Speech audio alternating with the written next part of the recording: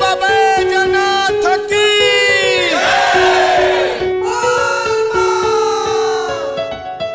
प्रेम से बोली बाबा बैजनाथ की।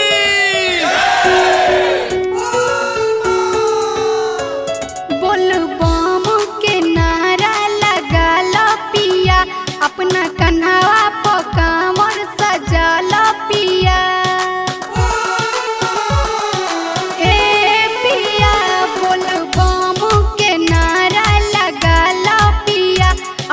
कन्हवा पकावर सजा लो पिया, सब मिट जाई दुखवा बलैया हो बलैया।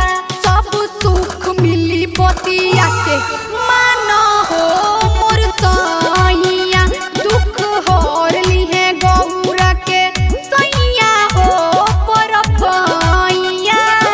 प्रेम से बोली बाबा बैजनाथ की।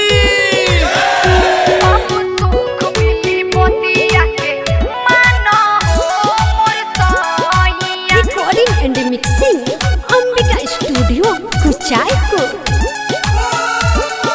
पूरा जिंदगी कमाए के बा पैसा, चली भोले दानी के दे दी कुछ पैसा। भोले दानी के दे दी कुछ पैसा। परिले हम रौरी पैया ए सैया, देवघर हमके घुमा दी। सारा दुखवा कलेश मिट जाई हो, मिट जाई हो।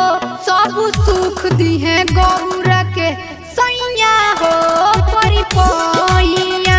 बोल बम के धली अब रहिया हो मोर सैया।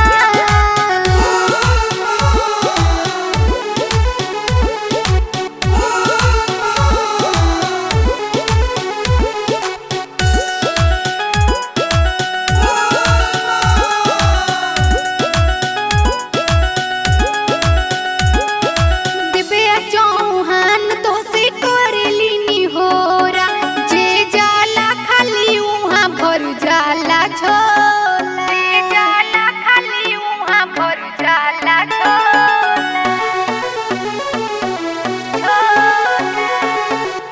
गेरुआ कलर के कपड़ा सिया दी, ओ तम सैया मानी बतिया।